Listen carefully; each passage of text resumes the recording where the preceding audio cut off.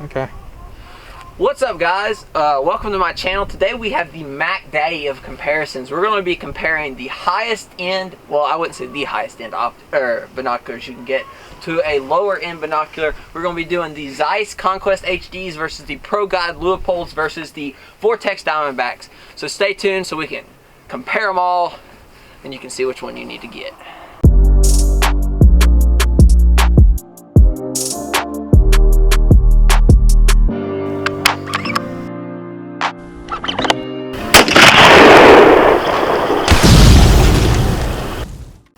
Alright guys, so we have three very different binoculars here. Well, I say very different. We have three very different priced binoculars here.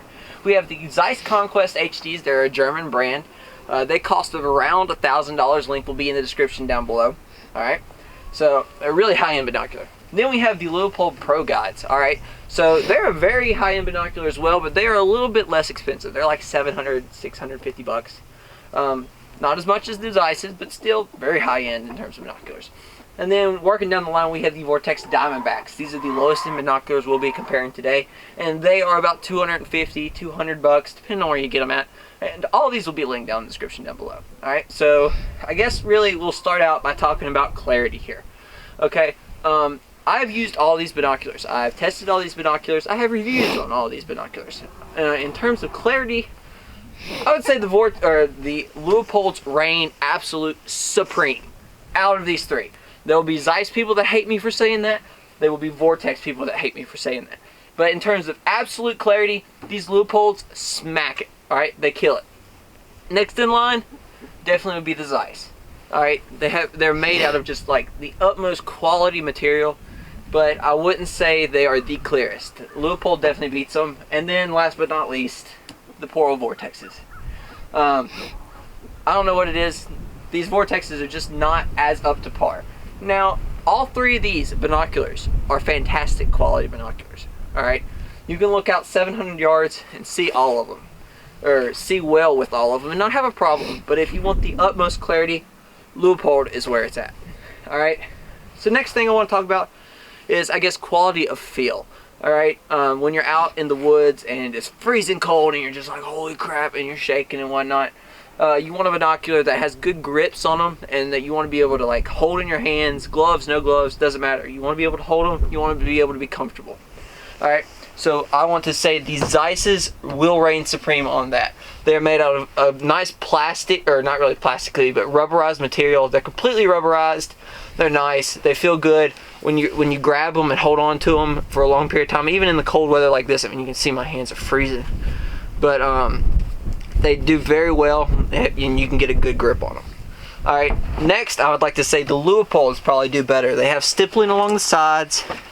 They have places for your fingers to rest. You can feel where you hold these things naturally. The Leupolds have spots for them, and that's to be expected, right? But they are made of like a harder plastic material, not the nice rubber that these Zeiss's are made out of. So in terms of feeling, I'd still say the Zeiss's over these. And then last but not least, the Vortexes. Alright, the Vortexes are just made of basically the same thing these Leupolds are made out of in terms of like texture. They have spots for your hands to lay in. I mean, you can see the dimple right there where your thumbs go. But there's not as much stippling. If you were really cold, it wouldn't help that much. Just kind of just here on the side, right? Alright, so that being said, that's like another quality thing that you'd want to judge on.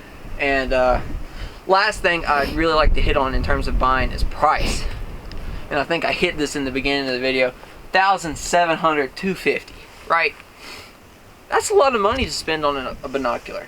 And the Zeiss's are incredibly clear and well made and everything, but I don't really know if the $1,000 is quite worth it, right? $1,000 is a lot to spend, and for a lot of people that's just unreasonable for binoculars. And I think personally I'd have to feel the same way. These binoculars are really nice binoculars, but I do not think they are worth getting. Alright, if you had $1,000 to spend and you just wanted nice binoculars, then you could do that. Leupolds, $700, $650. I'd probably say they're almost worth that. These are the clearest binoculars I've ever looked through in my whole entire life. Alright, you really get what you pay for with these Leupolds. Like I said before, they might not feel the best, but they definitely look the best. Alright, but $700, still crazy amounts of money. Alright, and then last but not least, you have the Vortexes. And these Vortexes are $250, like I said before, and they're probably the most reasonably priced binoculars, I think, out of the three. They have incredibly good clarity, not as good as either of these, but they're still really good. Like, you wouldn't ever actually need anything better than these Vortexes right here. Honestly, they're the best bang for your buck. And if I would have to recommend any of these to your everyday outdoorsman or everyday hunter or hiker or bird watcher, really whatever you're doing, I'd definitely say the Vortexes are the way to go. Just because of price point and what you get for what you pay for. I mean, there's a thing called like diminishing return. Is that it, cameraman Hunter? Sure. Is that what we said before? Well, I might have completely botched that, but once you reach a certain point, the value doesn't increase and you just start paying for names. So like this Zeiss is foreign, it's expensive, and I think you're really paying for the name. Leupold, you're still paying for the name, but it's still a very good set of binoculars. Is it really worth $700? Yeah, maybe, but to your everyday person, probably not, you know? And these Vortexes, I mean, you get incredible image quality for $250. You get everything like case-wise as you get with the other binoculars.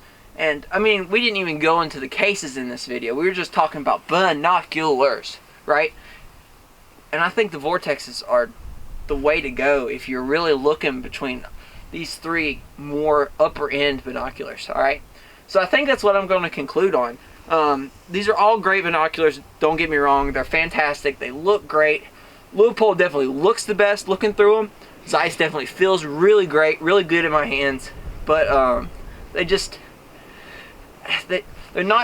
too expensive and they just don't look as good as the Leupolds do. And the Vortexes, they hit the bottom mark on all these in comparison, of course. But the price point is unbeatable for $250, right? Alright, so I think that about does it, guys. Go leave a comment down below what you would like me to compare, review, shoot. Just comment down below what you'd like me to do. Alright? Link in the description will be for all these. Thanks for watching, guys. As always, take someone outdoors, and I'll see y'all next time.